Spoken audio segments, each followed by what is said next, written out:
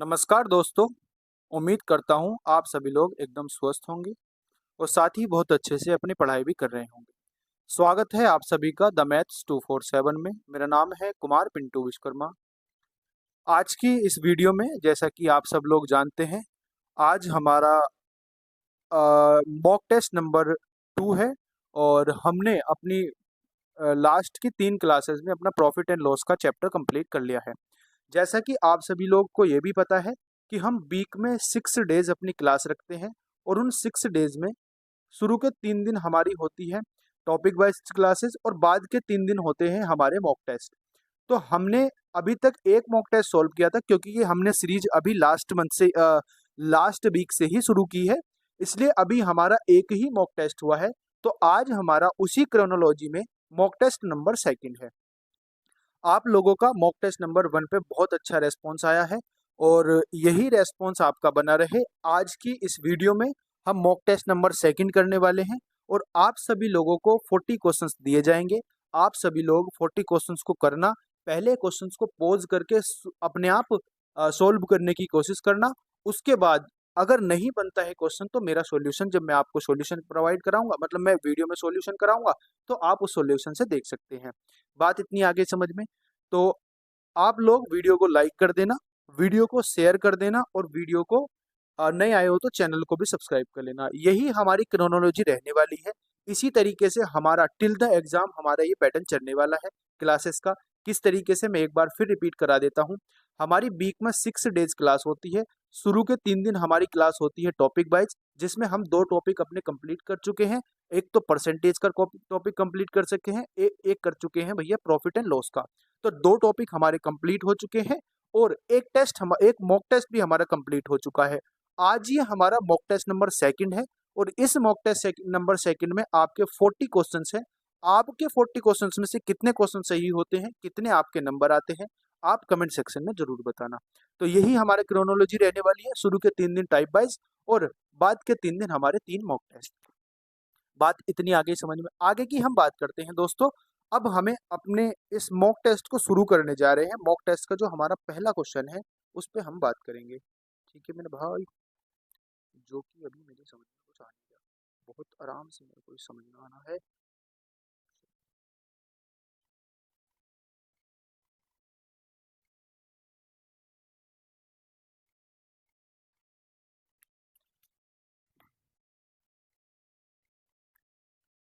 नमस्कार दोस्तों, उम्मीद करता हूँ आप सभी लोग एकदम स्वस्थ होंगे और साथ ही बहुत अच्छे से अपने यूपीएसआई एग्जाम 2025 की बहुत ही दमदार तरीके से अपनी तैयारी भी कर रहे होंगे। उसी तैयारी को चेक करने के लिए आपके पास आ गया है यूपीएसआई 2025 का मॉक टेस्ट नंबर 2 मैथमेटिक्स का। हमारा ये चैनल, आपका ये चैनल, हम इस पे 2 टाइप से अपनी प्रिपरेशन को कर रहे हैं। किस टाइप से? नंबर फर्स्ट, हमारी वीक में 6 डेज क्लास होती है। उसमें शुरू के 3 दिन हमारी होती है टाइप वाइज क्लास, जिसमें हम 2 टाइप सॉरी हाँ टॉपिक वाइज क्लास, जिसमें हम अपने 2 टॉपिक कंप्लीट कर चुके हैं। नंबर 1 परसेंटेज का और नंबर 2 हमारा प्रॉफिट एंड लॉस का टॉपिक कंप्लीट हो गया है। और बाद के 3 दिन हम इसमें करते हैं 3 मॉक टेस्ट, जिसमें हमारा केवल अभी एक मॉक टेस्ट हुआ है जो लास्ट वीक हमारा हुआ था। आज इस वीक में हमारे अब ये 3 मॉक टेस्ट लगातार आपको इस चैनल पे मिलने वाले हैं। डेली आपको इस चैनल पे डेली के डेली आपको क्लास मिलेगी। संडे के दिन क्लास हो सकती है मैं ना ले पाऊँ और मैं कोशिश किया करूंगा कि छोटी सी क्लास कॉन्सेप्ट की बना के डाल दिया करूंगा, जिससे आपका टच ना टूटे। ठीक है दोस्तों, तो आप अपनी इस प्रिपरेशन को चेक करने के लिए आपके पास ये मॉक टेस्ट है, मॉक टेस्ट नंबर 2, और 40 आउट ऑफ 40 आपको इस मॉक टेस्ट में लेके आने हैं। और अगर आपके नहीं आते तो कोई दिक्कत वाली बात नहीं है। ये मॉक टेस्ट, ये टाइप बाय सीरीज जो हमारी चल रही है, ये तब तक चलेगी जब तक हमारा एग्जाम नहीं आ जाता। और मैं उम्मीद ये करूंगा कि आप हर रोज एक नई चीज सीखोगे और टिल द एग्जाम, जब तक हमारा एग्जाम होगा, इस सीरीज से आप इतने काबिल हो जाओगे, इतना कॉन्फिडेंस आपको आ जाएगा, जिससे आप अपने रियल एग्जाम में से 40 आउट ऑफ 40 मैथमेटिक्स में क्वेश्चन कर पाओ। इतनी बात बिल्कुल समझ में आ गई होगी दोस्तों। और हम शुरुआत करते हैं आज अपने मॉक टेस्ट की। और आज का मॉक टेस्ट जो है बहुत स्पेशल रहने वाला है। क्यों? क्योंकि भैया मैंने इसमें बहुत अच्छे अच्छे क्वेश्चन आपको रखे हैं। आपका ये मॉक टेस्ट जो है मैं आपको बता देता हूँ 2017 के प्रीवियस ईयर क्वेश्चन है, यानी कि 2017 का जो पेपर आया था उसका एक मॉक टेस्ट है ये। तो हम क्या करेंगे, हम सारे प्रीवियस ईयर को पहले कंप्लीट करेंगे। और मैं क्या करता हूँ, जैसे छोटे छोटे क्वेश्चन होते हैं, बहुत हल्के हल्के क्वेश्चन होते हैं जिसको आप देखते ही लगा देते हो, उन क्वेश्चंस को मैं नहीं लेता हूँ। जाहिर सी बात है, उन क्वेश्चन को लूंगा टाइम ही नाश होगा। तो मैं कोशिश करता हूँ कुछ क्वेश्चन तो प्रीवियस ईयर और कुछ क्वेश्चन जो अच्छे अच्छे क्वेश्चन जो आपको आ सकते हैं, जो आपका दिमाग खोल कर रख देंगे, उस तरीके से आपको सॉल्यूशन कराऊंगा, उस तरीके से आपको ये मॉक टेस्ट सोल्व कराऊंगा। आपका काम ये है, आप वीडियो को लाइक कर देना, वीडियो को शेयर कर देना, और नीचे अपने कमेंट सेक्शन में आपको बताना कि कौन से क्वेश्चन में आपको सबसे बढ़िया मजा आया और कौन कितने आपके नंबर आए इस मॉक टेस्ट में। चलिए शुरुआत करते हैं बिना किसी देरी के, शुरुआत करते हैं अपने मॉक टेस्ट नंबर 2 के यूपीएसआई 2025 की अपनी एक सीट पक्की करने के लिए। तो चलिए शुरुआत करते हैं क्वेश्चन नंबर 1 पे। क्वेश्चन नंबर 1, आज क्वेश्चन थोड़े से लेंदी होने वाले हैं और क्वेश्चन का साइज थोड़ा सा कम रहने वाला है, उसके लिए मैं आपसे माफी चाहूंगा, क्योंकि क्वेश्चन बड़े हैं तो स्लाइड बनाने में थोड़ी सी तकलीफ हुई है। इसलिए मैंने कोशिश की है कि आपका पूरा क्वेश्चन भी आ जाए और आपके पास सॉल्यूशन के लिए आप वो भी मिल जाए, जगह भी मिल जाए। तो दोस्तों शुरुआत करते हैं अपने पहले क्वेश्चन की, और पहले क्वेश्चन पे बात करते हैं क्या कह रहा है। पहला क्वेश्चन कह रहा है दोस्तों, मैंने दोनों चीज का ध्यान रखा है, जो इंग्लिश मीडियम वाले हमारे भाई बहन हैं उनका भी ध्यान रखा है, जो हिंदी मीडियम वाले हैं उनके लिए तो है ही। तो मैंने इंग्लिश और हिंदी दोनों में आपके लिए मेहनत की है, दोनों में मैंने आपके लिए कंटेंट बनाया है। ठीक है, तो शुरुआत करते हैं पहले क्वेश्चन में, और पहला क्वेश्चन आप पढ़ के बताओ मुझे। पहला क्वेश्चन कह रहा है, श्री मुकेश एक व्यापारी है जिसके पास ए और बी उत्पाद है। एक एक व्यापारी है जिसके पास ए और बी उत्पाद है। ए को 40% लोहा और 60% जस्ता मौजूद है, और बी में 35% लोहा, 40% जस्ता, 25% कांसा मौजूद है। अगर उत्पाद ए और बी 1:4 के अनुपात में मिलाए जाते हैं तो क्रमशः इसमें लोहा और जस्ता के नवनिर्मित जो उत्पाद होगा उसमें उसकी परसेंटेज बतानी दोस्तों क्या होगी। ठीक है, क्वेश्चन मैं उम्मीद करूंगा आपको समझ में आ गया होगा। अब सॉल्यूशन भी समझो, एकदम सटीक सॉल्यूशन मैं आपको इसका प्रोवाइड कराऊंगा। आप मुझे बताओ, एक व्यापारी है जिसके पास एक उत्पाद ए है और एक उत्पाद बी है। इस एक उत्पाद ए में उसके पास 40% क्या है, लोहा है, और 60% क्या है, उसके पास जस्ता है। तो 40 और 60 कितने हो गए, 100, यानी कि 40 किलोग्राम में लोहा मान लेता हूँ और 60 किलोग्राम जस्ता मान लेता हूँ। बात आ गई समझ में। बी उत्पाद है जिसपे उसका 25% तो उसके पास लोहा है दोस्तों, और 40% उसके पास जस्ता है, और 25% उसके पास कांसा है। आगे बात समझ में, 25% उसके पास क्या है, कांसा है। आगे बात समझ में। अब उसने क्या काम करा, इन दोनों उत्पादों को 1:4 के अनुपात में मिला दिया। देखो, हम इन उत्पादों को तभी 1:4 के अनुपात में मिला सकते हैं जब इन उत्पादों की वैल्यू समान हो, यानी कि इसमें और इसमें क्वांटिटी सेम हो। तो इसमें और इसमें क्वांटिटी सेम है, देखो इसमें 100 क्वांटिटी है, इसमें भी 100 है। तो बस अब इस रेशियो की इसमें मल्टीप्लाई कर दो, ये आ जाएगा आपका 40, रेशियो 60 ही रहेगा। ये कितना आ जाएगा, 35 की 40 से 4 से मल्टीप्लाई करेंगे तो 35 दूनी 70 होते हैं और 7 दूनी 14, यानी कि 140 हो जाएगा। और ये कितना हो जाएगा, 4 चौक 16, 160 हो जाएगा, 25 चौका 100, ये हो जाएगा 100। ठीक है, बात आ गई समझ में। अब आप इन दोनों को ऐड करो, तभी तो ऐड करके हमें नया नया वो बनाना है ना, नया जो नवनिर्मित उत्पाद बताना है। तो पहले इसमें कितना हो जाएगा, देखो लोहा में आयरन को आयरन हो जाएगा ये, और जिंक हो जाएगा, और हो जाएगा आपके पास क्या, और 25% आपके पास ब्रॉन्ज हो जाएगा। तो इसमें जो निर्मामित बढ़ेगा पदार्थ हमारा, उसमें 40 और 140 कितने, 180 किलोग्राम तो लोहा होगा, और 220, 60 और 160 कितने हो जाएंगे, 220, 220 किलोग्राम उसमें होगा आपके पास क्या, जस्ता, 220 किलोग्राम। और ब्रॉन्ज कितना होगा, ब्रॉन्ज होगा आपका 100। अब इसमें बताना है आपको किसका, आयरन का और जस्ता का। तो 180 और 220 की परसेंटेज बतानी। आप मुझे बताओ, टोटल तो 500 किलोग्राम हो गया हो, तो 180 बटे 500 किलोग्राम हो गया, मल्टीप्लाई 100%, तो इसमें कितने प्रतिशत आ जाएगा, आप बोलोगे भैया 36% आ जाएगा। 36% आ जाएगा ये, 36% होगा। अब 36 का और 44 का एक ही रेशियो बन रहा है, तो बाद दूसरा वाला कितना हो जाएगा, दूसरा 220 बटे 500 मल्टीप्लाई 100, तो ये कितना हो जाएगा, ये बोलोगे भैया आप 44% हो जाएगा। यानी जो ए ऑप्शन है वो आपका सही उत्तर हो जाएगा। आ गई बात समझ में कि नहीं आ गई, इतनी बात आपको अच्छे से समझ में आ गई होगी। अगले प्रश्न पे हम चलते हैं, अगले प्रश्न की हम बात करते हैं। देखो, मैंने हर तरीके के क्वेश्चन लिखे हैं जैसे आए हुए हैं। इसमें बताया गया है 1 सेकंड का 1 मिनट का कितने दशमलव, 1 सेकंड 1 मिनट का कितने दशमलव, तो 1 सेकंड मतलब हमने लिख दिया 1 सेकंड।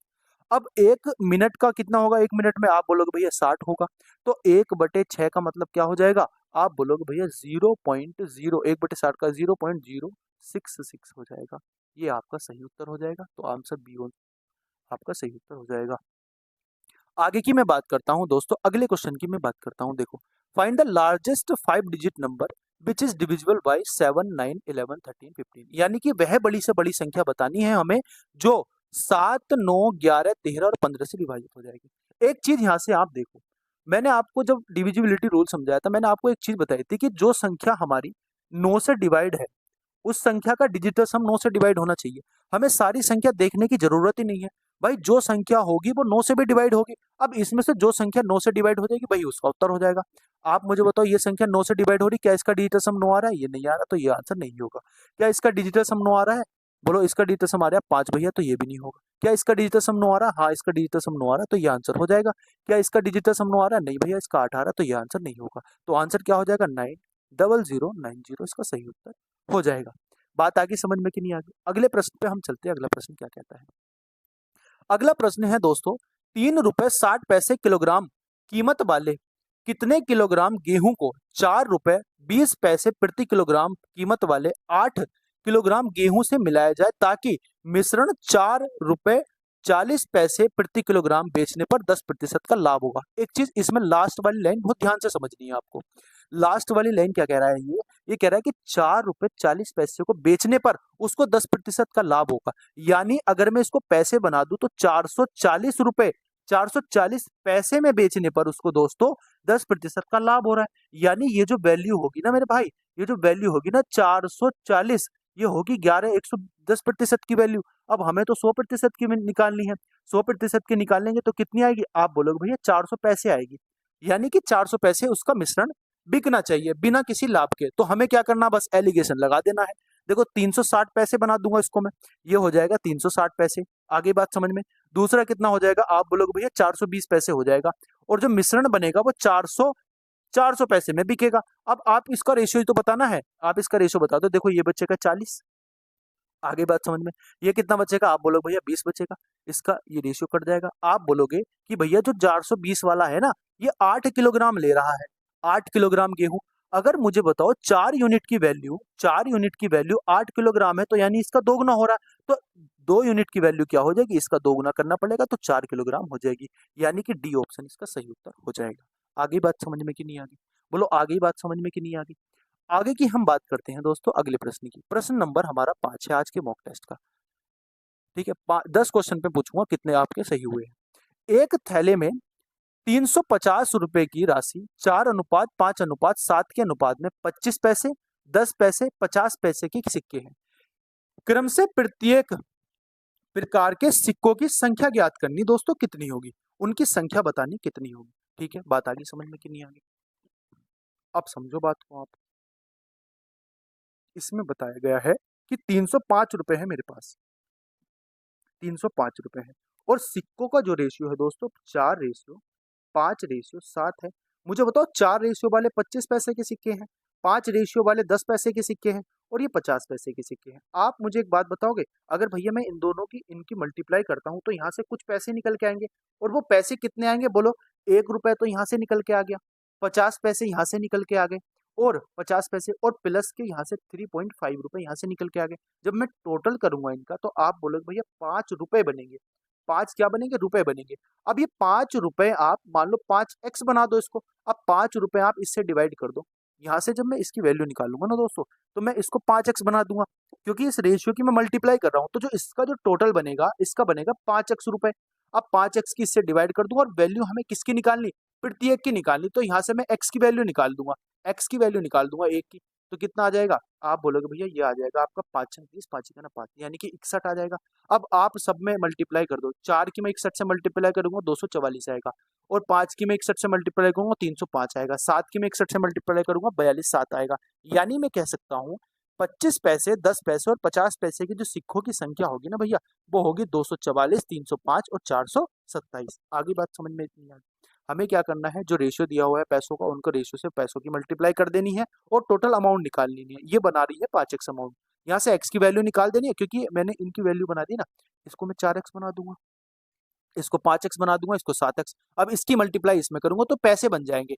आगे बात समझ में, रुपए बन जाएंगे, रुपए। क्या बन जाएगा? रोकड़ा। आगे की बात करते हैं हम क्वेश्चन नंबर 66 की।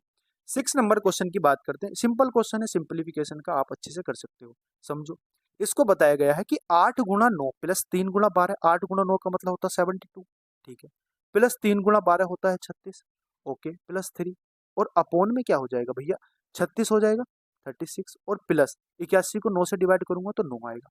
आप इसको ऐड करो, 36 और 108 और 11 कितने होते हैं? 111। और बटे कितना हो जाएगा? आप बोलोगे भैया ये बटे हो जाएगा आपका कितना? 45 हो जाएगा, 45 हो जाएगा, ठीक है। 45 ही तो होगा, हाँ 45 होगा। देखो 3 से कट जाएगा 37 बार, 37 या 131 होते हैं। और 3 से कट जाएगा 15 बार, 15 से डिवाइड कर दो, 15 दूनी 30 हो जाएंगे। और लगभग लगभग 2 पॉइंट बचेगा कितना? 7 बचेगा। तो 15 चौका 60 हो जाएंगे, यानी कि आंसर क्या आ जाएगा? 2.4 के आसपास। डी ऑप्शन इसका सही उत्तर हो जाएगा। डी ऑप्शन इसका सही उत्तर हो जाएगा। आगे की मैं बात करता हूं दोस्तों, अगले क्वेश्चन की। अगला क्वेश्चन क्या है? अच्छे अच्छे क्वेश्चन भी है, नॉर्मल नॉर्मल क्वेश्चन भी है, मैंने अच्छे अच्छे क्वेश्चन भी रखे हैं। देखो, 2500 लोग हैं जिन्होंने एक फिल्म देखने के लिए टिकट खरीदा। वे लोग जिनकी उम्र 25 साल से ज्यादा है, उन्होंने प्रति टिकट 75 रुपए का भुगतान किया। और जिनकी उम्र 25 साल से कम है, उन्होंने 25 रुपए का भुगतान किया। कुल जो भुगतान हुआ एकत्रित, वो हुआ 1,50,300 रुपए, ठीक है। इसमें बताना, उन लोगों की संख्या बतानी है दोस्तों जो 25 रुपए से ज्यादा का भुगतान करते हैं। आप मुझे एक बात बताओगे, बहुत आसान बात है। आप मुझे एक बात बताओगे भैया, अगर अगर 1,50,300 रुपए का भुगतान हुआ, एकत्रित हुआ, तो वो कितने बच्चों पे हुआ? आप बोलोगे भैया 2500 बच्चों पे हुआ। तो एक बच्चे का निकाल सकता हूं मैं यहाँ से। आप बोलोगे निकाल सकते हो, आप बोलोगे निकाल सकते हो, तो 25 छक्का 150 हो जाएंगे, ठीक है। और बचेगा कितना? 3। 25 ही का ना 25 हो जाएगा, 25 या 25, और 25 दुनी कितना हो जाएगा? 50, यानी कि 60.12 आ जाएगा। ये 60.12 जो है ना दोस्तों, ये ओवरऑल है। जब इसमें आप एलिगेशन लगाओगे तो 25 साल की उम्र से ज्यादा वाले का, और 25 साल की उम्र से कम वाले का, और टोटल वाले का, ये टोटल वाले बच्चे हैं, टोटल वाले, ठीक है। अब आप इसमें एलिगेशन लगा दो, अच्छे से आप इसमें एलिगेशन लगा दो। कैसे? 25 साल से उम्र वाले हो जाएंगे, ठीक है। ये हो जाएंगे भैया 25 साल से कम उम्र वाले।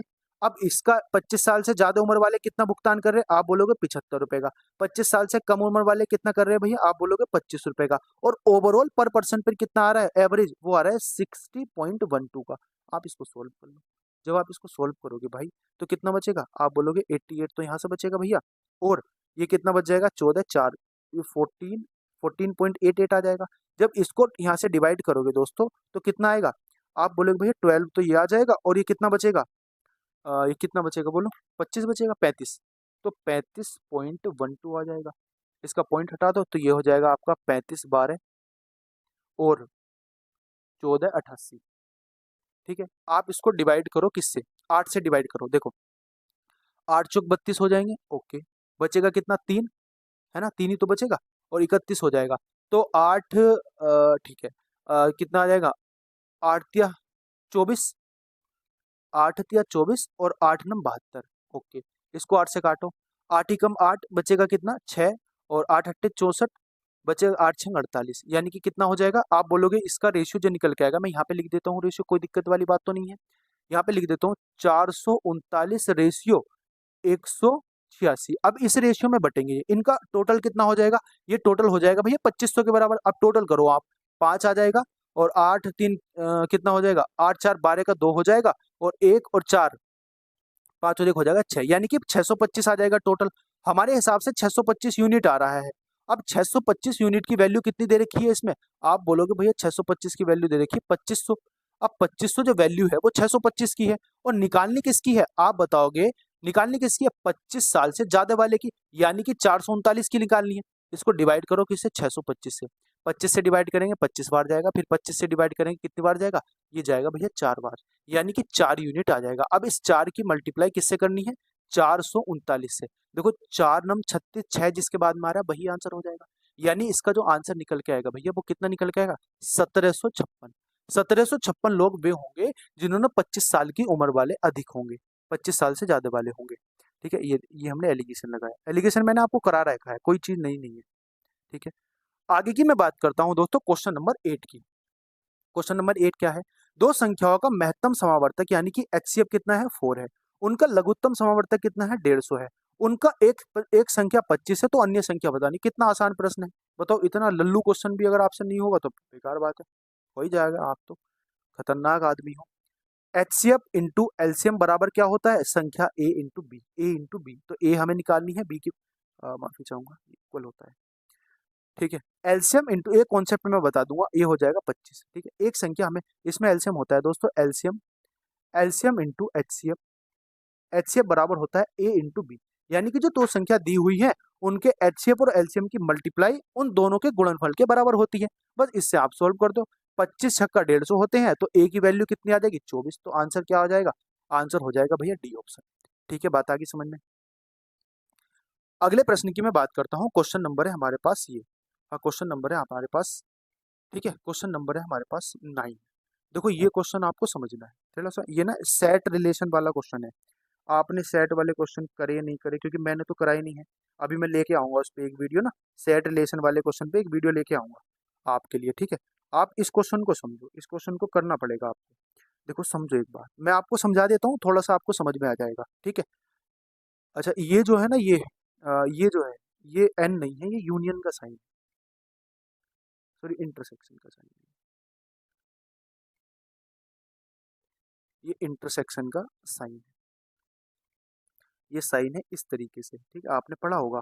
ठीक है, अब इसमें हमें बताना है कि ए इंटरसेक्शन बी की वैल्यू कितनी होगी। ठीक है, ए इंटरसेक्शन बी की वैल्यू, जब ए इंटरसेक्शन बी का मतलब होता है दोस्तों, एक चीज मैं आपको बता देता हूँ आसानी भाषा में। जो ए इंटरसेक्शन बी होता है ना, और जो ए यूनियन बी होता है, मैं आपको एक चीज समझाऊं। आप बताओ, मेरे पास जो ए है उसका सेट जो है 1 2 3 4 5 है। ठीक है, और मेरे पास एक सेट बी है। मैं अभी एक एग्जाम्पल से बता रहा हूँ, अभी कोई ऐसा क्वेश्चन नहीं है। ए इसका जो सेट हो जाएगा वो कितना हो जाएगा? वो हो जाएगा 3 4 6 और 9, ये हो जाएगा। अब इसमें मुझे दो चीज निकालनी होती है। एक तो होता है भैया ए यूनियन बी। अब अगर मैं ए यूनियन बी की बात करता हूँ ना, तो ए यूनियन बी जो होता है वो वैल्यू होती है कि दोनों में जो वैल्यू है, मतलब ऐसे समझो, ए यूनियन बी का मतलब होता है एलसीएम। एलसीएम क्या होता है? सब की मल्टीप्लाई। ठीक है, जो संख्या सब में हो। ओके, बात आ गई समझ में।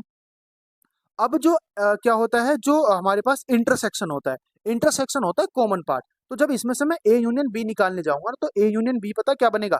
जो इसमें सारे पार्ट है, देखो इसमें ए भी आएगा, इसमें बी भी आएगा, 2 भी आएगा, इसमें 3 भी आएगा, इसमें 4 भी आएगा, इसमें 5 भी आएगा, और इसमें 6 भी आएगा, इसमें 9 भी आएगा। ये ए यूनियन बी की बात है। अगर मैं ए इंटरसेक्शन बी की बात करता हूँ, तो उसमें जो आता है ना दोस्तों, वो आता है कॉमन पार्ट। तो कॉमन पार्ट क्या है? देखो इसमें 3, इसमें 4 है, इसमें भी 3 4 है, यानी कि जो कॉमन पार्ट हो जाएगा वो 3 को 4 हो जाएगा। ये बात आगे समझ में। ये ए यूनियन बी और ए इंटरसेक्शन बी की बात होती है। अब हम इस क्वेश्चन को करते हैं, इस क्वेश्चन को समझते हैं। देखो थोड़ा सा अलग है सिलेबस से, मतलब अभी मैंने ये कराया नहीं है, तो आप समझना, आपको समझ में आ जाएगा। देखो इसमें बोला है कि जो मेरे पास ए सेट है ना, वो सेट बराबर है मेरे पास एक्स। एक्स जो बिलोंग्स करता है वो रियल नंबर को बिलोंग करता है, और जो एक्स होना चाहिए वो बड़ा होना चाहिए 4 से। तो मुझे जो ए सेट लेना पड़ेगा दोस्तों, वो होगा मेरे पास रियल नंबर, और 4 से बड़ा होना चाहिए। 4 से बड़ा होना चाहिए, यानी कि 5 हो सकता है, 6 हो सकता है, 7 हो सकता है, 8 हो सकता है, डॉट डॉट डॉट कहीं तक भी हो सकता है। आगे बात समझ में। अब दूसरी बात मुझे बताओ, दूसरी बात क्या है? बी यूनियन बी वाला जो सेट है उसका क्या कहना है? उसका कहना है कि जो ए सच दैट ऐसा होना चाहिए, ए जो बिलोंग्स करना चाहिए वो रियल नंबर से बिलोंग्स करना चाहिए, और जो एक्स होना चाहिए ना, वो ए से छोटा होना चाहिए, 5 से छोटा होना चाहिए। तो एक्स अगर 5 से छोटा होगा दोस्तों, तो क्या होगा? आप बोलोगे भैया 4 आ जाएगा, और 3 आ जाएगा, 2 आ जाएगा, और 1 आ जाएगा। ये सेट बन गया हमारे पास। ठीक है, ये हमारे पास दो सेट बन गया। अब क्योंकि इंटरसेक्शन वाला पार्ट क्या है? एम्प्टी है, क्योंकि इसमें और इसमें कोई कॉमन है? आप बताओ, मैंने अभी इंटरसेक्शन का पार्ट क्या बताया था कि जो पार्ट कॉमन हो।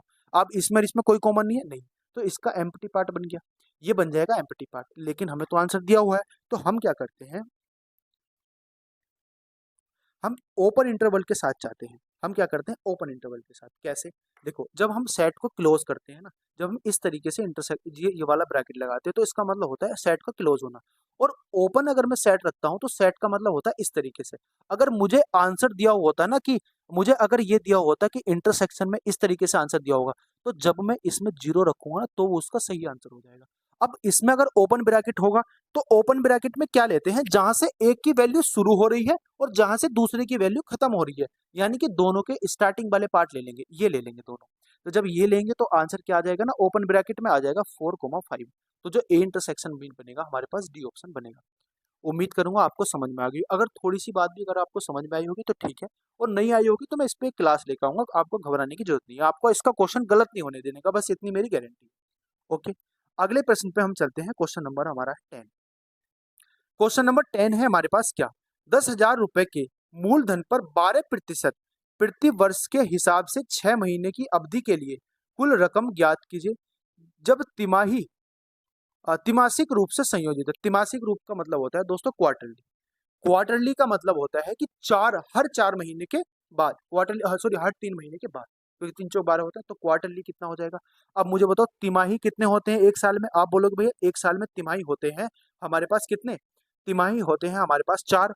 तो अब मुझे बताओ ये जो 12% वैल्यू है हमारे पास 12%, ये 12 महीने की है, वार्षिक रूप से है ना 12 महीने की। अब हमें 3 महीने का वो निकालना है ब्याज दर, तो 3 महीने की ब्याज दर कितनी हो जाएगी, आप बोलोगे भैया 1/4 हो जाएगी, सॉरी हाँ 3 महीने की निकालिए ना,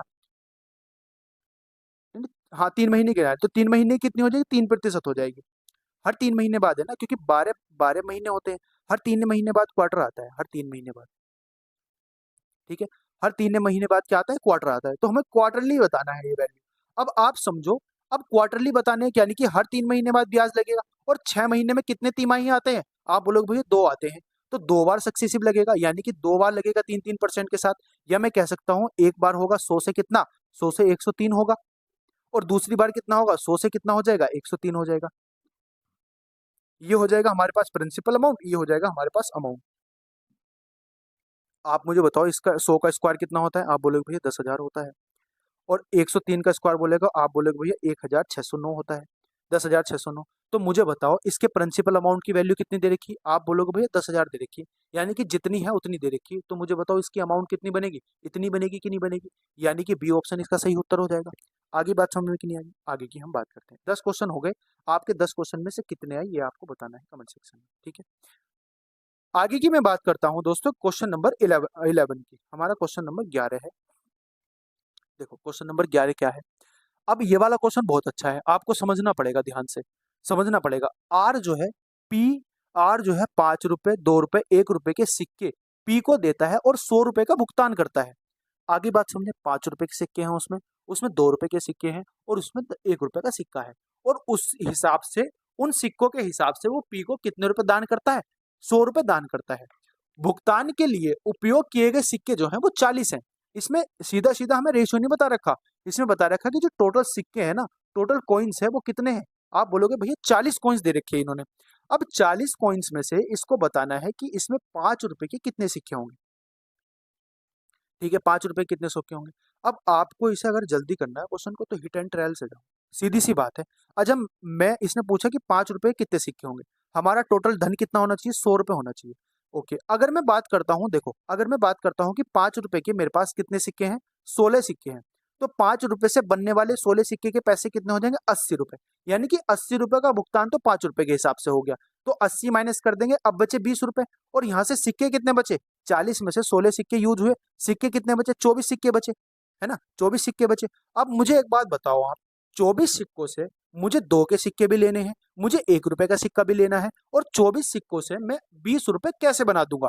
आप बोलोगे भैया हर किस नहीं बना सकते, बिल्कुल नहीं बना सकते। अगर 24 के 24 सिक्के में 1 रुपए के भी लेता हूं तो भी मेरे पास 24 रुपए बन रहे हैं मिनिमम, और इसमें जरूरत कितनी है, 20 रुपए की, यानी कि 16 तो आंसर हो नहीं सकता, और उससे ज्यादा सिक्के भी नहीं हो सकते, यानी कि 17 भी नहीं हो सकते, उससे ज्यादा 18 भी नहीं हो सकते, तो आंसर क्या हो जाएगा, आंसर हो जाएगा डी ऑप्शन, आंसर हो जाएगा डी ऑप्शन। बस थोड़ा सा दिमाग लगाने की जरूरत थी, आराम से एलिमिनेट करके हमने आंसर लिया है। हाँ जी, क्वेश्चन नंबर 12 की हम बात करते हैं। क्वेश्चन नंबर 12 क्या है, देखो, एक परीक्षा में उत्तीर्ण होने वाले छात्रों की संख्या और अनुत्तीर्ण होने वाले छात्रों की संख्या का अनुपात 25:4 है। यदि एक और छात्र उपस्थित होता है और उत्तीर्ण हुआ, मतलब छात्र उपस्थित हुआ और उत्तीर्ण हो गया, और अनुत्तीर्ण छात्रों की संख्या पहले से 3 कम हो जाती है। देखो इसमें क्या बोल रहा है कि छात्र जो है ना, देखो छात्र उपस्थित हुआ यानी कि एक छात्र और आया, और वो उत्तीर्ण हो गया यानी कि पास हो गया वो, तो पास होने वालों की संख्या बढ़ जाएगी, अनुत्तीर्ण होने वालों की कम हो जाएगी। तो वही इसने बताया कि अनुत्तीर्ण होने वाले छात्रों की संख्या 3 कम हो जाती है। तो उत्तीर्ण छात्रों और अनुत्तीर्ण छात्रों का जो नया रेशियो बन जाता है वो बन जाता है 22:3। ठीक है। प्रारंभ में परीक्षा उत्तीर्ण करने वाले छात्रों की संख्या, परीक्षा में अनुत्तीर्ण होने वाले छात्रों की संख्या का मान बताना, अंतर बताना क्या होगा। ओके, अच्छा क्वेश्चन है ना, ठीक ठाक क्वेश्चन है। लेकिन आप इस क्वेश्चन को समझो, आप इस क्वेश्चन को ये समझो कि इसमें पूछा क्या गया। इसमें पूछा गया है भैया, इसमें पूछा गया कि स्टार्टिंग में देखो initially who initially pass the examination and the number of student who fail the examination, उसमें बताना है कि पहले कितने एग्जाम में फेल हुए और कितने पास हुए, उनका अंतर। अब मुझे एक बात बताओ, इनका अंतर मुझे 25 रेडियो, देखो एक चीज समझो, आप इसको अगर 1 सेकंड में करना चाहो ना, मैं इसको बता देता हूँ। देखो आप मुझे बताओ इसका अंतर कितना आएगा, इसका अंतर आएगा 21 यूनिट, यानी कि ये तो पास और फेल है ना, इनिशियल वाले ये पास हैं और ये फेल है। अब इनिशियल वालों के पास और फेल का अंतर ही पूछा, तो 21 यूनिट आएगा, यानी जो भी हमारे पास आंसर होगा वो 21 का मल्टीपल होगा। आप बोलोगे 132 21 का मल्टीपल है, नहीं है भैया 11 का है। 100 21 का मल्टीपल है, नहीं है भैया। 100 कितना 15 21 का मल्टीपल है 100 150, नहीं है भैया। 126 21 का मल्टीपल है, कितना होता है 21 26 126 होते हैं 21 का, तो आंसर हो जाएगा आपका बी ऑप्शन। अब ये तो हो गया 1 सेकंड का सॉल्यूशन। अब अगर आपको इसका सॉल्यूशन आपको वैसा वाला चाहिए तो मैं वैसा ही बता देता हूँ। देखो समझो बात को। आप मुझे एक बात बताओ, इसने बोला कि जो 25 बच्चे हैं ना, 25 यूनिट, और मैं मान लेता हूँ कि 25x बच्चे हैं हमारे पास जो पास हैं और 4x बच्चे हैं जो फेल हैं इस इनिशियली। अब दूसरी बात इसने लाइन में क्या बोला कि जो उपस्थित हुए बच्चे हैं ना, उसमें एक नया बच्चा ऐड हो जाता है और वो उत्तीर्ण हो जाता है। आप मुझे एक बात बताओ, एक यूनिट फिक्स होगी बच्चों की कुछ यूनिट फिक्स होगी, तो उसमें इसने बोला कि एक बच्चा नया आ जाता है और वो बच्चा पास हो जाता है, तो इसमें एक जुड़ जाएगा। और इसने ये भी बोला, ये लाइन बहुत ध्यान से समझनी है आपको, कि 3 फेल कम होते हैं, मतलब फेल होने वाले बच्चों की संख्या 3 कम हो जाती है। तो यानी कि अगर 3 कम हो जाती है फेल होने वाले बच्चों की संख्या, तो यानी कि पास हो जाते होंगे बे 3, तो 3 इसमें और ऐड हो जाएगा। अब जो है कितने बचे, आप मुझे बताओ, 4x तो ये बचेंगे। अब इसमें से कितने कम हो जाएंगे, 3x कम हो जाएंगे। इनका रेशियो कितना दे रखा, बराबर दे रखा, बस इनको बराबर रख दो आप। 25x माइनस प्लस के 4 बटे कितना हो जाएगा आपका 4x माइनस के 3 बराबर कितना दे रखा 22, 22 अनुपात कितना 3 दे रखा है। बस इसमें आंसर निकाल दो आप। 22 अनुपात कितना दे रखा 3 दे रखा है। आप इसको सोल्व कर लो, जो आंसर आएगा वही सही उत्तर हो जाएगा। देखो 25 से 75 हो जाएंगे, इधर सोल्व कर दो, कोई दिक्कत वाली बात तो नहीं है। ये हो जाएगा 75x प्लस 3 चौक हो जाएंगे 12 और बराबर हो जाएगा 22 चौक 88 और माइनस हो जाएंगे 22 से 66। ठीक है। अब इधर इसको ले जाओ और इसको इधर ले जाओ, यानी कि ये बच जाएगा तुम्हारे पास कितना 72, नहीं 8 हो जाएगा ना, 78 हो जाएगा, 78 80 78, और ये कितना बन जाएगा, ये बन जाएगा 17, 17 ही तो बनेगा, 13 बनेगा, 13x। अब 13x बराबर 78 आ जाएगा, यानी कि x की वैल्यू कितने, 13 छंग 78, x की वैल्यू 6 आ जाएगी। ठीक है। अब मुझे बताओ कितना अंतर है इनका, इनका अंतर है 21 यूनिट भैया, 21x। अब 21 की मल्टीप्लाई आप 6 से कर दो, 21 गुणा 6, 21 छक्के कितने होते हैं 126, तो 126 आंसर आ जाएगा, आंसर आ जाएगा बी ऑप्शन। ठीक है, मैंने डिटेल सॉल्यूशन भी आपको बता दिया। अगले प्रश्न पे चलते हैं हम। अगला क्वेश्चन क्या है हमारा, ओके, अगला क्वेश्चन क्या है, अगला प्रश्न है हमारे पास, देखो एलिस, बॉब और चार्ली एक कंपनी में भागीदार है। एक विशेष वर्ष के दौरान एलिस को लाभ का 1/3 भाग और बॉब को लाभ का 1/4 भाग और चार्ली को बाकी सारा भाग मिलता है, तो 5, जो कि 5,000 रुपए है। देखो समझो क्वेश्चन, क्वेश्चन कह रहा है कि एक एक हमारे पास क्या है, एक हमारे पास एक इन्वेस्टमेंट कर रहे हैं जिसका 1/3 उसका लाभ जो है, एक बॉब है, एक एलिस है, एक बॉब है और एक है चार्ली, इसको कह देते हैं। ठीक है। अब मुझे एक बात बताओ, इसने बोला कि जो एलिस है उसने लाभ का 1/3, मैंने आपको ये समझाया था कि जब भी हम जो रेशियो में हमें लाभ मिलता है उसी रेशियो में हम, अगर हमारा क्या, अगर हमारा टाइम फिक्स है ना, तो उसी रेशियो में हम क्या करते हैं, इन्वेस्टमेंट करते हैं। अब मुझे एक बात बताओ, ए ने कितना, ए जो है एलिस है उसको कितना लाभ मिला, 1/3 लाभ मिला। 1/3 का मतलब 1/3 का मतलब 1/3 हो जाएगा। और कितना, बॉब को 1/4 मिला, 1/4 मिल गया। अब चार्ली जो है उसको बाकी का सब मिल गया चार्ली को, तो चार्ली को शेष मिल गया, रिमेनिंग वाला पार्ट।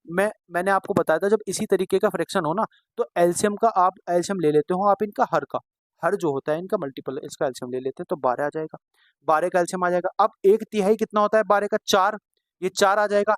1/4 कितना होता है 3, और चार्ली बचा कितना, 7 में से 5 बचे, यानी कि इस रेशियो में उनको लाभ मिलता है। अब इसने बताया कि चार्ली को जो लाभ मिलता है वो 5000 मिलता है, यानी कि इसका 1000 गुना है ना, ये 5000 मिलता है। तो मुझे बताओ एलिस को कितना मिलेगा, इसका भी 1000 गुना मिलेगा। तो मुझे बताओ आंसर कितना हो जाएगा, 4000 आंसर हो जाएगा। आगे बात समझ में कि नहीं आ रही, 40,000 में 4000, ज्यादा पैसे दे दिए हमने इसे, 4000 इसका सही उत्तर हो जाएगा। अगले प्रश्न की मैं बात करता हूँ, अगला प्रश्न क्या है, देखो लास्ट मॉक टेस्ट में मैंने आपको ऐसा क्वेश्चन कराया था, 2028 का कैलेंडर फिर किस साल इस्तेमाल किया जाएगा, मतलब अगले साल किस साल रिपीट होगा ये बताना है। आपको मैंने बताया था अगर लीप ईयर है तो वो 28 साल के बाद रिपीट होता है, तो ये लीप ईयर ही है। अब लीप ईयर है ना ये, बोलो भाई लीप ईयर है, 4 से भाग दो, भाग हो जाएगी, तो लीप ईयर है तो मतलब कि 28 साल के बाद रिपीट होगा, यानी कि कितने बार, 2056 में रिपीट होगा। आगे बात समझ में कि नहीं आगे, आगे की बात करते हैं। अगले प्रश्न की मैं बात करता हूँ, अगला प्रश्न क्या है, देखो अच्छा क्वेश्चन है ये वाला, बहुत अच्छा क्वेश्चन है, कैलकुलेशन है इसमें थोड़ी सी अच्छी। देखो 35 पुरुष और 49 महिलाएं एक साथ कार्य करते हुए एक कार्य को 84 दिनों में पूरा कर सकती हैं। अब आपको बताया गया 35 पुरुष है तो 35 मैन हो जाएंगे, प्लस 49 वुमेन हो जाएंगी, ठीक है 49 वुमेन हो जाएंगी। ये किसी काम को कितने दिन में करते हैं, 84 दिनों में करते हैं, बराबर उसी काम को 48 पुरुष प्लस कितने, 84 महिलाएं, यानी कि 84 कितनी वुमेन, वीमेन, ठीक है, एक साथ कार्य करते हुए 56 दिनों में खत्म करते हैं, 56 दिनों में खत्म करते हैं। अब इसका तुम वो निकाल दो, देखो 28 से 2 बार कर देगा, 28 से 3 बार कर देगा, मल्टीप्लाई कर दो। अब 35 से 105 होते हैं तो 105 एम आ जाएगा, प्लस 149 या कितने होते हैं 147, 147 वुमेन आ जाएंगी, बराबर हो जाएगा किसके, 48 दूनी कितने होते हैं 96 हो जाएंगे, 96 एम आ जाएगा, प्लस 84 दूनी कितने होते हैं, आप बोलोगे भैया 6 8 और 168 होते हैं, ठीक है। अब इसमें आप रेशियो निकाल दो, देखो इसको इधर ले जाओ तो कितना बचेगा, 4 और 5 9 एम बचेगा, बराबर हो जाएगा, ये कितना बचेगा, आप बोलोगे 1 और 2 यानी कि 21 बचेगा, 21 वुमेन बचेगा। अब इसका रेशियो कितना आ जाएगा, आप बोलोगे 3 से 1 कट जाएगा भैया, और 7 से 1 कट जाएगा, तो जो इसका वुमेन और मैन का रेशियो आ जाएगा वो कितना आ जाएगा, 7:3 आ जाएगा।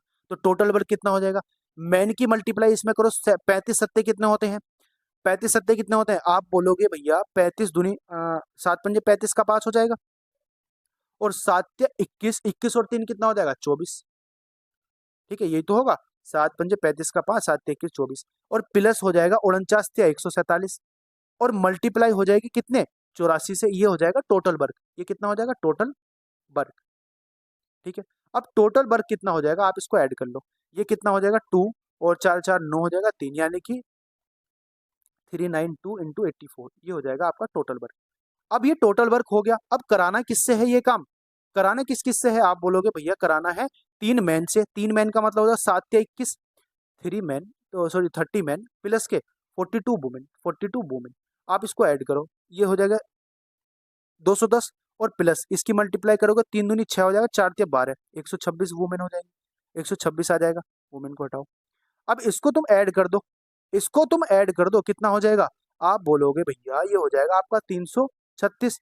अब 336 यूनिट काम हो रहा है 1 घंटे में, मतलब 1 घंटे में। अब इतना काम कराना है तो आप इसको सोल्व करो, देखो थोड़ी सी जगह की कमी है, 92 गुणा 84 बटे हो जाएगा कितना आपका, ये हो जाएगा आपका भैया 300 इतना। आप बोलोगे भैया पूरा पूरा 4 बार कट रहा है इससे, अब 4 से इसको काट दो, 4 नम 36 और 4 अट्ठे 32, तो आंसर क्या आ जाएगा 98। तो 98 कितने में, 98 दिनों में, 98 दिनों में वो पूरा काम हो जाएगा। आगे की मैं बात करता हूँ क्वेश्चन नंबर 16, क्वेश्चन नंबर 16 की मैं बात करता हूँ, क्वेश्चन नंबर 16 क्या कहता है देखो समझो, अच्छा क्वेश्चन है, इसमें बोला है 0.2 इंटू 0.2 इंटू 0.2 और प्लस 0.05 इंटू 0.05 इंटू 0.05। देखो थोड़ा सा समय लग सकता है हमें सॉल्व कराने में, क्योंकि हमें तो मुझे तो पूरा सॉल्व कराना है, आपको एक एक क्वेश्चन सॉल्व कराना है, तो वीडियो थोड़ी सी लंबी हो सकती है, ठीक है। आप पॉज करके 2x पे देख सकते हो आप, कम समय में इसको निपटा सकते हो। देखो, अब देखो इसमें नीचे दिया हुआ है दोस्तों 0.6 मल्टीप्लाई 0.6 मल्टीप्लाई 0.6 और प्लस दिया हुआ है कितना 0.15 मल्टीप्लाई 0.15 और मल्टीप्लाई 0.15। आप एक बार बताओ, इसको मैं 3 से डिवाइड करूं, इसको 3 से डिवाइड करूं, इसको, यानी कि 3 3 होते 27। अगर मैं इसमें से एलसीएम ले लूंगा दोस्तों तो कितना बचेगा? आप समझो एक बात को, अगर मैं इसमें 27 एलसीएम ले लूंगा यानी कि 3 से इसको डिवाइड करूंगा, 3 से इसको, 3 से इसको, तो ये ऊपर वाला कितना बन जाएगा? इसको मैं डायरेक्ट लिख दूं, इसको मैं डायरेक्ट लिख दूं, कोई दिक्कत वाली बात तो नहीं है। इसको डायरेक्ट लिख सकता हूँ 2.2 का होल क्यूब और ये बन जाएगा प्लस 0.505 का होल क्यूब और नीचे भी देखो ये बनेगा। आप इसमें से 3 कॉमन ले, 3 3 3 देखो क्योंकि मल्टीपल में तो 27 कॉमन ले लेंगे इसमें से। अगर 27 में इसमें से कॉमन ले लूंगा दोस्तों तो ये 27 आ जाएगा और नीचे बन जाएगा 0.2 0.2 0.2 इसका मल्टीप्लाई यानी कि 0.2 का होल क्यूब। ठीक है, प्लस ये बन जाएगा 0 पॉइंट, देखो 5 से डिवाइड करो 0.05 आएगा यानी कि ये हो जाएगा 0.05 का होल क्यूब। अब ये ऊपर वाली संख्या कट जाएगी इससे तो 1/27 आ जाएगा और 1/27 का मतलब क्या होता है? 1/27 का मतलब होता है लगभग लगभग 0.037। ठीक है, 1/27 का मतलब ये होता है। ठीक है, बात आगे समझ में कि नहीं आगे? चलो आगे की मैं बात करता हूँ, अगला प्रश्न क्या है। अगला प्रश्न है, देखो अगला प्रश्न समझो। एवलिन ने 3 किस्मों के समान संख्या के कंगन खरीदे जिनकी कीमत प्रति नग 30, 35 और 65 रुपए है।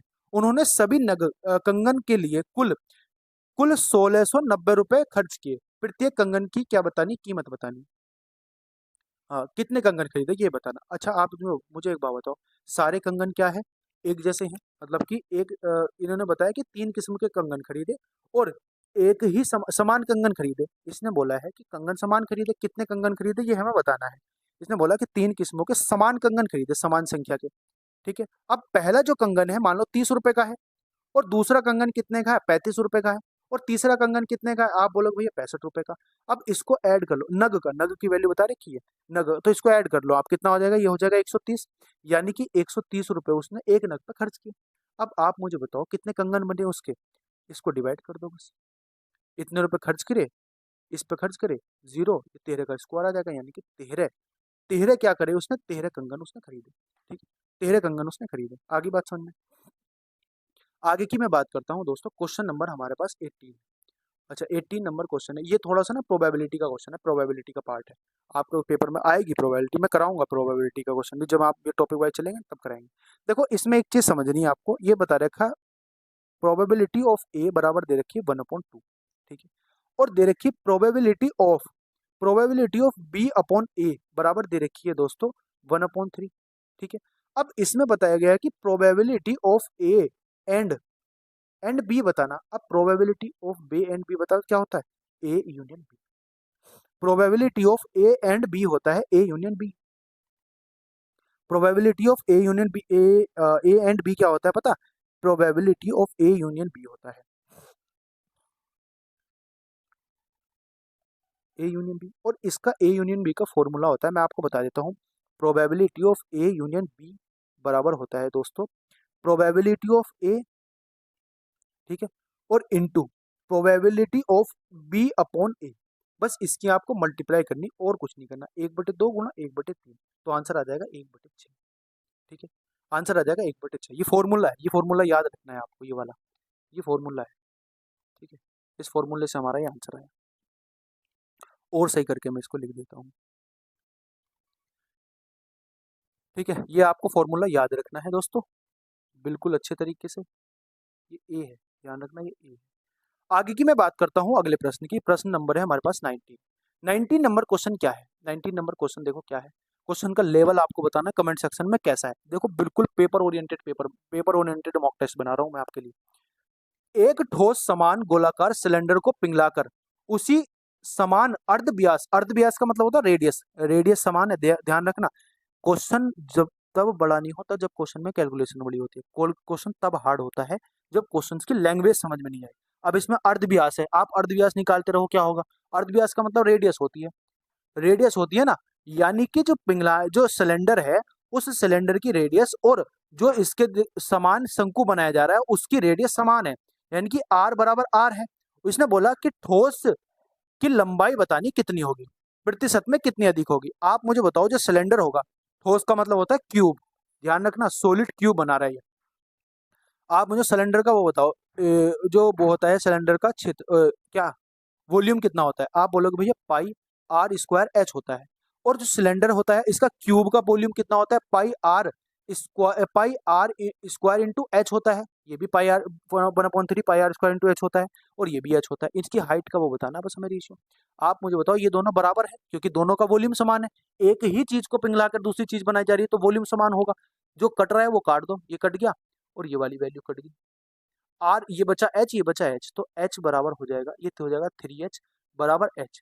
यानी कि इनके एच की जो रेशियो आ जाएगा वो कितना आ जाएगा, वो आ जाएगा 3:1। आप मुझे बताओ कितना अधिक है।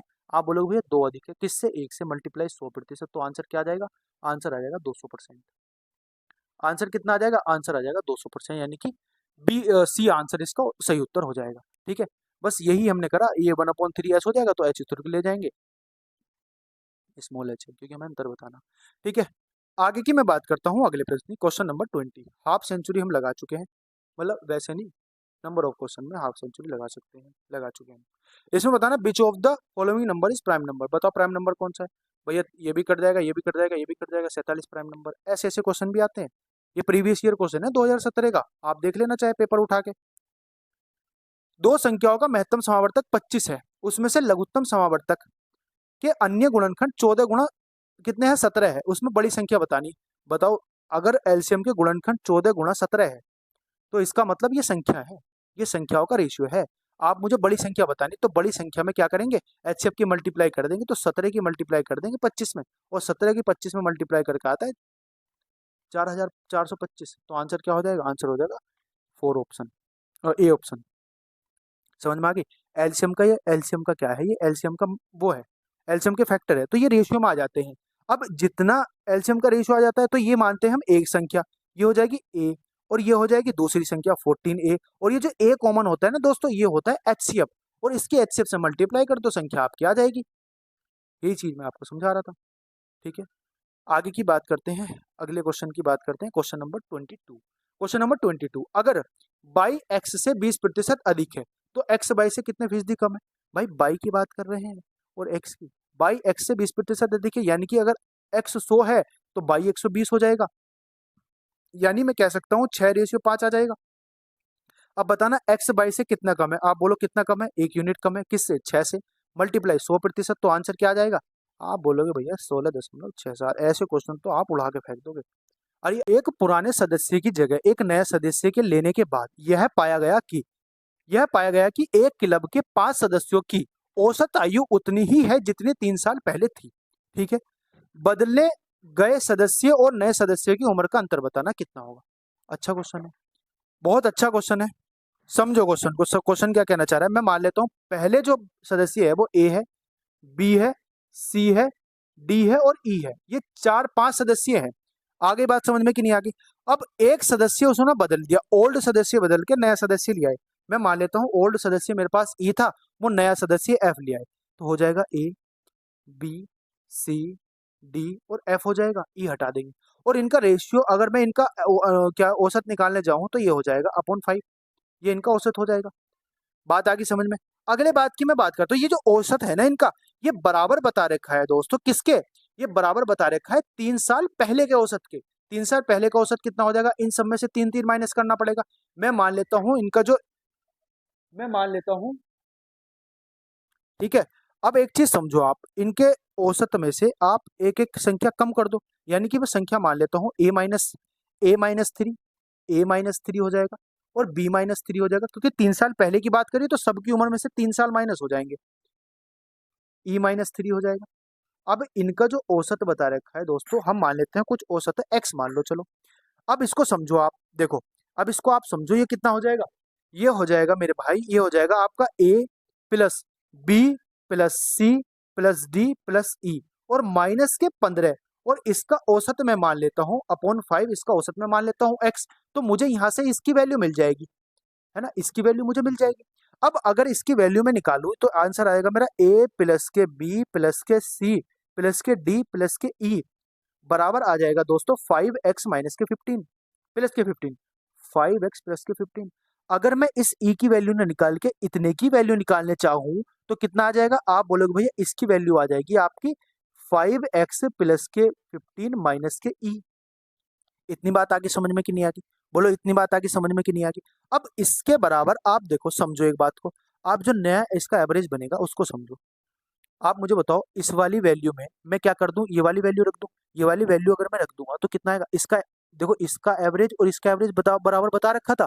इन्होंने बता रखा था कि जो हमें अब नया एवरेज प्राप्त होता है नए आदमी को जोड़ने के बाद, वो एवरेज इनके 5 साल के बाद जो प्राप्त एवरेज होगा उसका उसका एवरेज के बराबर होगा 3 साल के पहले जो एवरेज होगा 3 साल के पहले। तो 3 साल के पहले हमने एवरेज एक्स माना, यानी कि ये भी एक्स के बराबर हो जाएगा। अब इसमें वैल्यू रखो आप किसकी? इसमें X A plus B plus C plus D की वैल्यू रख दो। ये आ जाएगा आपके पास 5x प्लस के 15 और माइनस के ई और प्लस के एफ अपॉन बराबर आ जाएगा 5x के बराबर।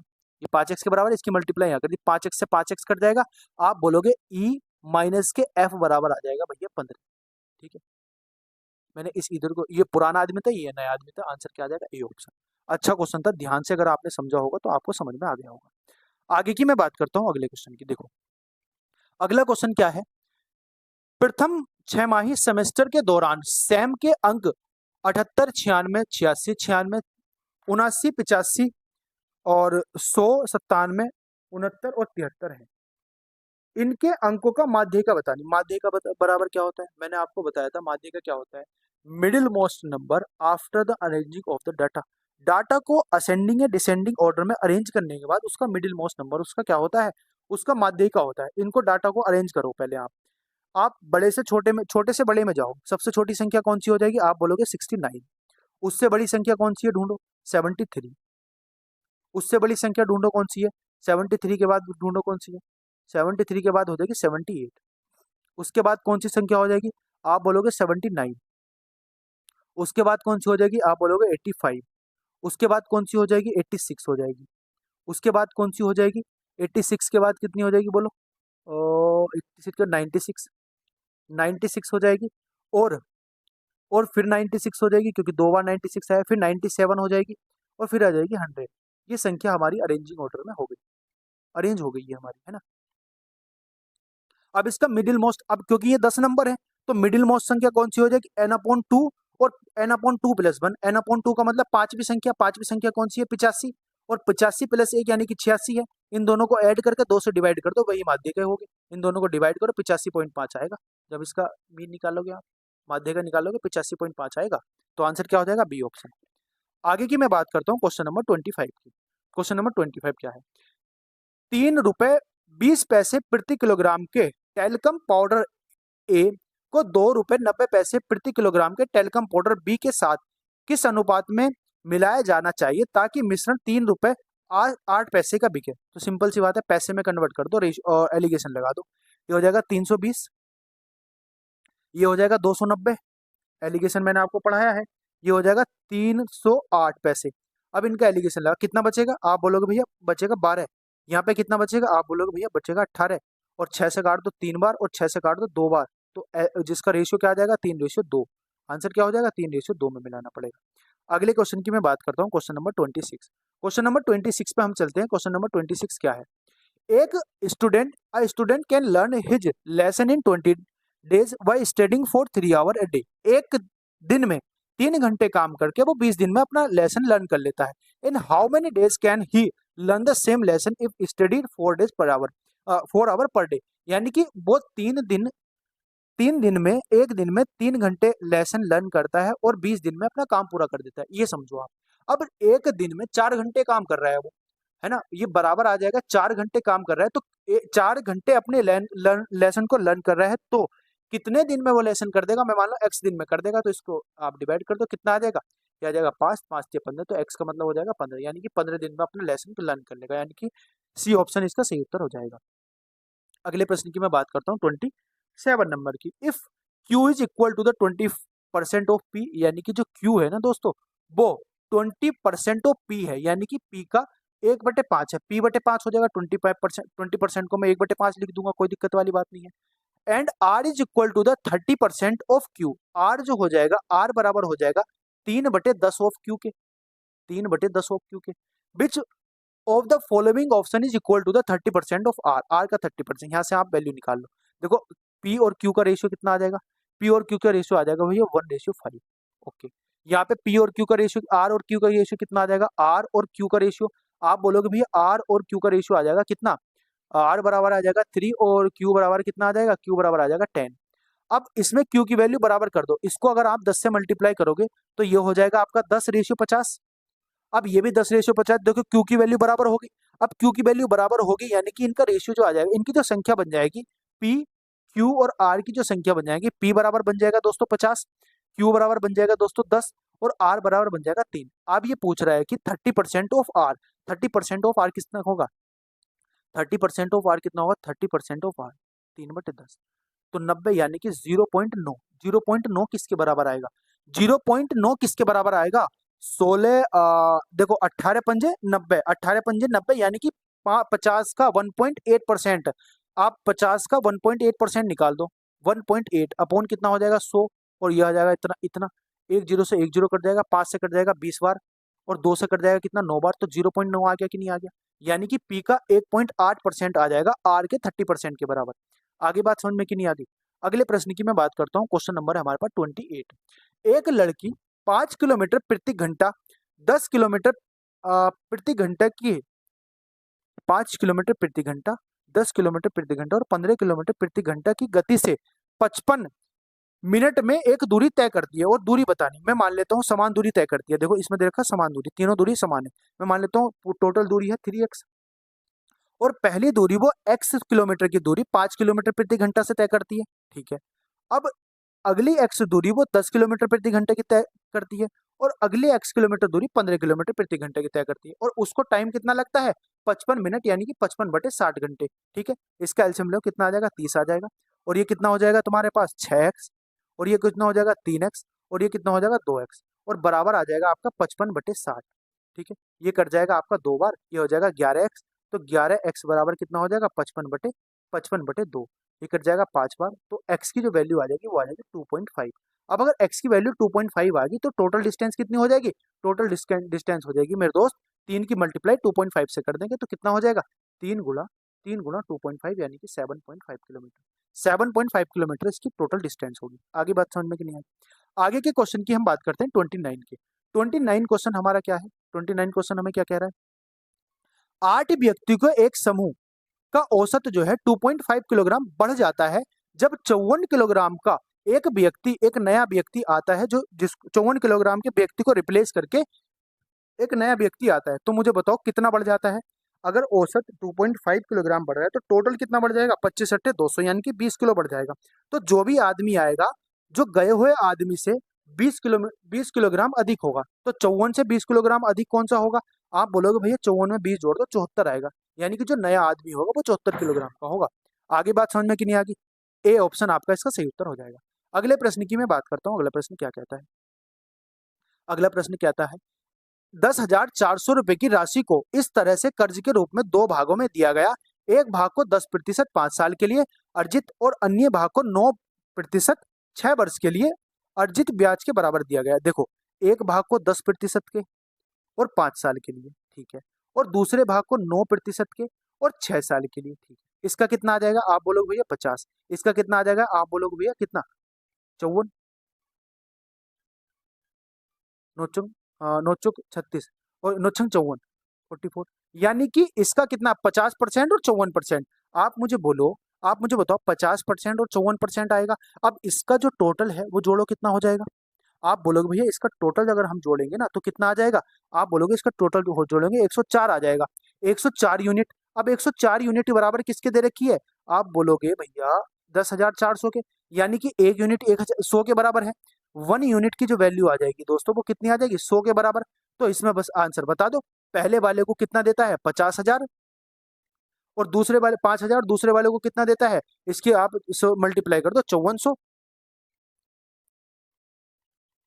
5400, तो पहले वाले को 50,000 5,000 और दूसरे वाले को 5,400, यानी आंसर क्या हो जाएगा, आंसर हो जाएगा हमारा, आंसर हो जाएगा हमारा सी ऑप्शन। आगे बात समझ में, ये तो समझ में आ गई ना। देखो मैंने इनका रेशियो बराबर कर दिया, रेशियो है ना इनका, अब जो संख्या बटेगी वो रेशियो में तो बटेगी, क्योंकि क्यों इसने बोला कि जो ब्याज होता है ना वो बराबर होता है। आप एक चीज समझो, देखो इसने बोला हमसे कि ब्याज बराबर होता है, इसने बोला ना कि ब्याज बराबर होता है, इन दोनों को मैं बराबर रख देता हूँ। अब जब इन दोनों को बराबर रखूंगा तो इनका मैं रेशियो निकाल दूं, इनका रेशियो निकाल दूंगा, इसी रेशियो में पैसे बटेंगे। तो 50 और 54 104 होते हैं। 104 यूनिट की वैल्यू कितनी दे रखी, 10,400, और 50 यूनिट की वैल्यू कितनी हो जाएगी, 5,000। 54 यूनिट की वैल्यू हो जाएगी 5400। आंसर आ जाएगा सी ऑप्शन। आगे की मैं बात करता हूँ अगले क्वेश्चन की। 31 नंबर क्वेश्चन है हमारे पास। एक ट्रेन 90 किलोमीटर प्रति घंटे की रफ्तार से चलती है और यह 1 मिनट में प्लेटफॉर्म को पार कर सकती है। यदि ट्रेन और प्लेटफॉर्म की लंबाई सेम हो तो बताना है कि ट्रेन की लंबाई कितनी हो जाएगी। इसमें बताया है दोस्तों 90 किलोमीटर घंटे की रफ्तार से चलती है और 1 मिनट में दूरी तय कर देती है। मैं इसकी मीटर पर सेकंड में दूरी निकालता हूँ। 5/18 से मल्टीप्लाई करनी पड़ेगी। 18 पंजे 90, 5 पंजे 25, यानी कि 25 मीटर पर सेकंड से चल रही है। और इसकी दूरी किसकी, ट्रेन की और प्लेटफॉर्म की दूरी मैंने एक्स एक्स मान ली, यानी कि 2x हो जाएगी टोटल। अब 2x की दूरी क्या कर रही है, वो 25 मीटर पर सेकंड से तय कर रही है। और कितने मिनट में, 1 मिनट में। 1 मिनट का मतलब हो जाएगा 60 सेकंड। तो 25 छक्का कितने होते हैं, 150, यानी कि एक्स की वैल्यू कितनी हो जाएगी, 1500/2। तो यानी कि एक्स की वैल्यू, यानी कि ट्रेन की लंबाई हो जाएगी 750। 750 मीटर की हो जाएगी हमारे पास ट्रेन। आगे बात समझ में कि नहीं आएगी। अगले क्वेश्चन की मैं बात करता हूँ। अगला क्वेश्चन क्या है, रेगिना सफर का एक भाग 15 किलोमीटर प्रति घंटे की रफ्तार से और बाकी भाग 50 किलोमीटर प्रति घंटे की रफ्तार से तय करती है। इस तरह वो 5 घंटे में 120 किलोमीटर की दूरी तय कर लेती है। ठीक है, आगे बात समझ में कि नहीं आगे। 120 किलोमीटर की दूरी, देखो इसमें दो तरीके से आप कर सकते हो क्वेश्चन को। या तो आप इसमें लगा दो एलिगेशन, या आप इसको कर दो नॉर्मल तरीके से। आप इसमें लगाओ, मेरे हिसाब से नॉर्मल तरीके से ही करो। देखो 15 किलोमीटर की दूरी तय करती, 15 किलोमीटर मैं मान लेता हूँ कि x किलोमीटर की दूरी करती है वो 15 किलोमीटर प्रति घंटे की रफ्तार से। और जो बची हुई, क्योंकि 120 है टोटल, और बची हुई x यानी कि 120 माइनस एक्स, 120 माइनस एक्स की जो दूरी तय करती है दोस्तों वो 50 किलोमीटर प्रति घंटे की रफ्तार से करती है। और यहाँ पे टोटल समय लगता है उसको 5 घंटे। ठीक है, आप इसका एलसीएम ले लो, आप इसका एलसीएम ले लो 300। 15 दूनी 30, यानी कि 20x हो जाएगा। 20x हो जाएगा प्लस इसकी मल्टीप्लाई 6 से करनी पड़ी, 6 72 हो जाएगा, और माइनस हो जाएगा 6x, और बराबर हो जाएगा आपके 5। यहाँ से जब आप 14x की वैल्यू निकालोगे वो बराबर कितना हो जाएगी, देखो 3 पंजे 15, 1500 हो जाएगा। और 1500 में से 720 निकलेगा तो कितना बचेगा, 780 बचेगा।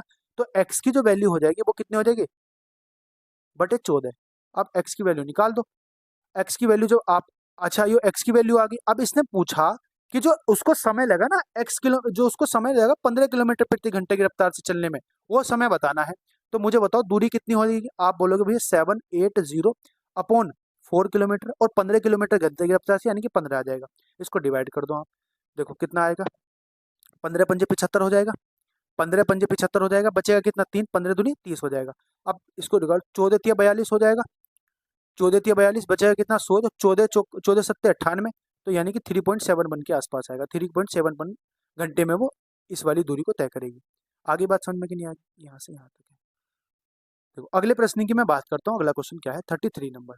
33 नंबर बताना है, यदि दिसंबर 15 2005 को शनिवार था तो दिसंबर 15 2004 को क्या होगा, एक साल पहले पहुंचाना है। अगर एक साल पहले पहुंचाना है तो मतलब एक दिन पहले करना पड़ेगा। एक दिन पहले करना पड़ेगा तो शुक्रवार आंसर होगा।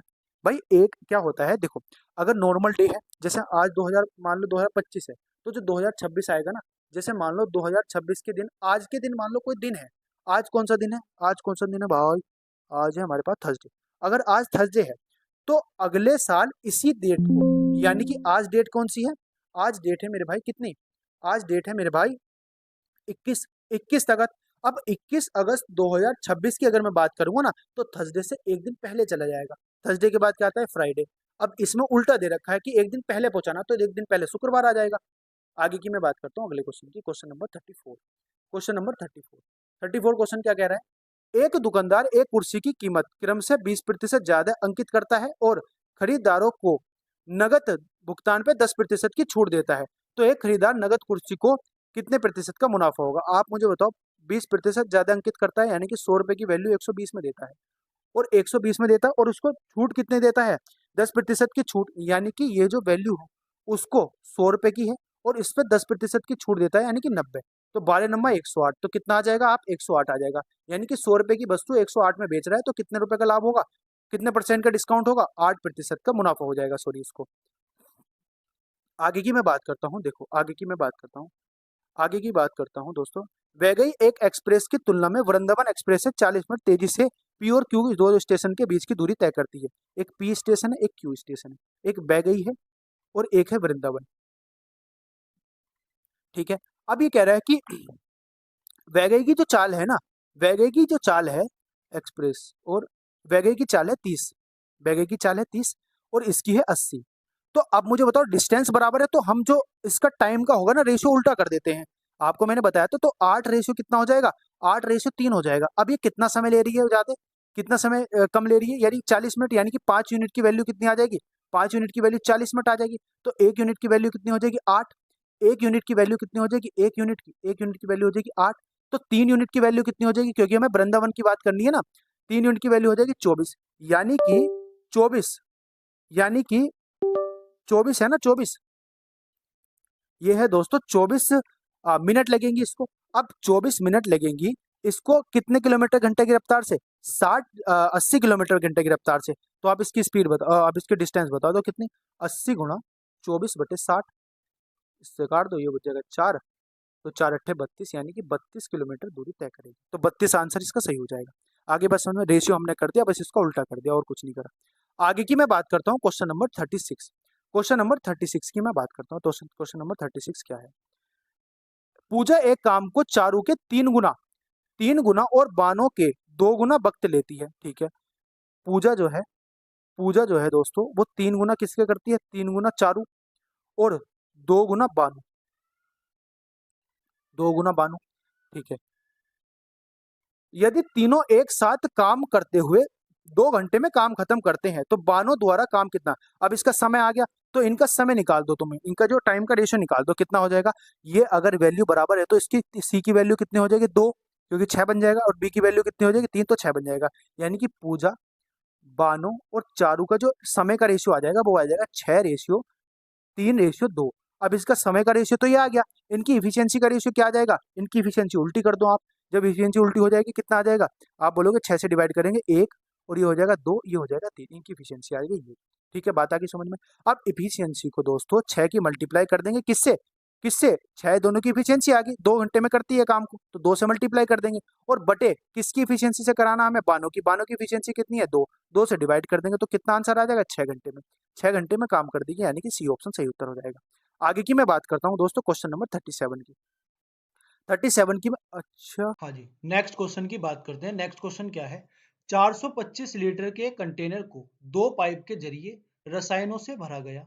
पहले रसायन को दूसरे रसायन से 5 घंटे अधिक खोला गया, यानी कि अगर मान लो पहले रसायन को 1 घंटे के लिए खोला गया तो दूसरे घंटे को A+5 घंटे के लिए खोला गया होगा। इतनी बात समझ में आ गई। अगर पहला पाइप इतनी देर के लिए ही खोला रहा है जितना कि दूसरा पाइप खुल रहा है, और दूसरा पाइप तब तक के लिए खुल रहा है जब तक के लिए पहला पाइप, बात तो एक ही है। तो 2 लाइन बेकार में बढ़ा दी। तो पहले पाइप द्वारा भरे गए रसायन की मात्रा दूसरे पाइप द्वारा भरे गए रसायन की मात्रा की आधी है, यानी कि जो इनकी क्वांटिटी होगी भरने वाले की वो 1:2 होगी। अब जो पहला पाइप है वो पहला पाइप कितने घंटे से करता है, A+5 घंटे से, यानी A+5 घंटे काम करके वो 1 यूनिट भरता है, और दूसरा 1 घंटे काम करके वो 5 यूनिट भी 2 यूनिट बढ़ता है। अब इसमें समझो जो पाइप जो कंटेनर की क्वांटिटी है वो कितनी है, आप बोलोगे भैया 425 लीटर है, और इसमें अगली लाइन क्या दे रखी, तो टंकी, अगर दोनों पाइप को एक साथ खोला जाए तो टंकी 17 घंटे में भरती है, यानी कि 17 घंटे में टंकी भर रही है। तो मैं दोनों की कंबाइन क्या निकाल दूंगा, इफिशियंसी निकाल दूंगा, तो कितना आएगा, आप बोलोगे भैया 25 बार कर जाएगा, यानी कि 25 दोनों की कंबाइन इफिशियंसी आ गई। अब एक बात मुझे बताओ, अगर 25 दोनों की कंबाइन इफिशियंसी आ गई और उसमें से उनकी क्षमता एक है, एक की क्षमता एक है, तो एक की क्षमता एक हो जाएगी, और उसकी कितनी, 3 टोटल की क्षमता, और मल्टीप्लाई कितना समय लगता है उसको, A+5 टाइम लगता है, और बराबर प्लस हो जाएगा, ये दोनों हमें कंबाइन बताना ना, प्लस हो जाएगा। आप 2/3 क्षमता से, और कितने घंटे में, 1 घंटे में, और कितने, यानी कि 25 क्षमता दोनों की हो जाएगी, इसका 2/3 भाग। अब ये बराबर हो जाएगा आपका 425 के। ठीक है, इतनी बात समझ में आ गई कि नहीं आ गई, 425 के बराबर हो जाएगा। अब आप इसको सोल्व करने की कोशिश करो, देखो आप इसको सोल्व करोगे तो कितना आएगा, आप बोलोगे भैया 25, ये 3 एलसीएम आ जाएगा, और 3 एलसीएम लेके इधर चला जाएगा। अब 3 एलसीएम लेके इधर पहुंच जाएगा, तो आप इसको बोलो, ये हो जाएगा 3 पंजे 15 का 5, तीन दूनी 6 और एक 7 हो जाएगा और तीन चौक हो जाएगा 12, यानी कि 1275 हो जाएगा। 1200 कितना हो जाएगा? 1275 हो जाएगा। अब ये 1275 जो है दोस्तों, 1275 इतना इधर कितना आएगा? 25, 25 से क्या हो जाएगा? 25 या 75, 25x ए हो जाएगा प्लस 25 या 75 हो जाएगा और प्लस हो जाएगा दोस्तों कितना? 25 पंजे 125, सॉरी मैंने क्या कर दिया, 25 पंजे 125 हो जाएगा। अब इसमें आप मल्टीप्लाई करो 2x और 50x हो जाएगा, ये 50x ही हो जाएगा और बराबर इतना। आप जब इसको सोल्व करोगे तो 75x आएगा, 75 ए, सॉरी x नहीं ए है, ये माफी जाऊंगा। 75 ए बराबर कितना हो जाएगा? ये हो जाएगा 1275 माइनस के 125, और जब आप इसको सोल्व करके जाओगे तो ए का आंसर लगभग लगभग आपका 15 आएगा। ये लमसम में आएगा आंसर, टोटल एग्जैक्ट वैल्यू नहीं आएगी, ठीक है, लमसम में आंसर आएगा। तो आंसर क्या हो जाएगा? आंसर हो जाएगा 15, ए ऑप्शन सही हो जाएगा। अगले क्वेश्चन की मैं बात करता हूं। अगला क्वेश्चन क्या है? अगला क्वेश्चन है हमारा, अगला क्वेश्चन है 38 number. What is the value of 1/4, मैं इसको लिख देता हूं से 1/4 प्लस 1/4 प्लस 1/4 माइनस 1/4, एक सेकेंड, माइनस 1/4। तो इसको आपको सोल्व करना कितना होगा? माइनस 1/4, इसको आपको सोल्व करना, देखो चार चंग, चार चौक 16 माइनस 1 15 हो जाएगा और 15 का 4 ऊपर पहुंच जाएगा, यानी मैं इसको काट के क्या लिख सकता हूँ? इसको काट के क्या लिख सकता हूँ? आप बोलोगे भैया नीचे लिख दो आप 15 और ऊपर कर दो 4, ठीक है। अब इसको और सोल्व करो, जब इसको सोल्व करोगे तो कितना आएगा? 15 चौका 60 और एक 64, 64 आ जाएगा और ऊपर 15 पहुंच जाएगा, यानी मैं ऐसे लिख सकता हूँ इसको, इसको मैं इस तरीके से लिख सकता हूँ कितना? इसको लिख सकता हूँ 15 और इसको लिख सकता हूँ 64। अब 64 की मल्टीप्लाई 4 से करो, 64 चौका कितने होते हैं? 4 चौक 16 का 6 और 4 छंग 24, 24 और 3 कितने होते हैं? 27, 24 और 3 कितने होते हैं? मल्टीप्लाई करो, 4 चौक 16 का 6 हासिल लेगा एक और 4 छंग 24 और एक 25 हो गया, सॉरी 25।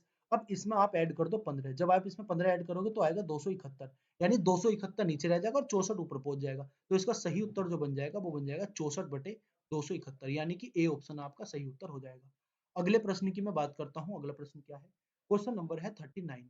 क्वेश्चन नंबर 39 है और आखिरी आज का क्लास का सेकंड लास्ट क्वेश्चन है हमारा। देखो, एक कार्य को एक कार्य को 90 दिनों में कर सकता है। ए क्या है? एक कार्य को 90 दिनों में कर सकता है, बात आ गई समझ में।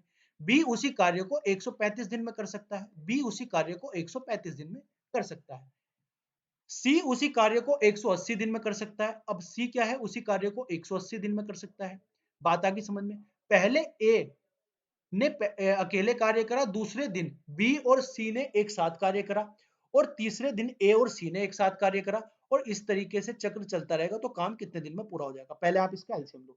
आप अगर इसका एलसीएम लोगे तो देखो 15 छक्का 90 आएगा, 6 गुणा 15 हो जाएगा, ये हो जाएगा 15 गुणा 9 और ये हो जाएगा 15 गुणा 12, यानी मैं कह सकता हूं 15 तो कॉमन आएगा ही आएगा हमारे पास, मल्टीप्लाई। अब 6 9 और 12 का कॉमन क्या आ जाएगा? आप बोलोगे भैया 6 9 12 कॉमन आ जाएगा,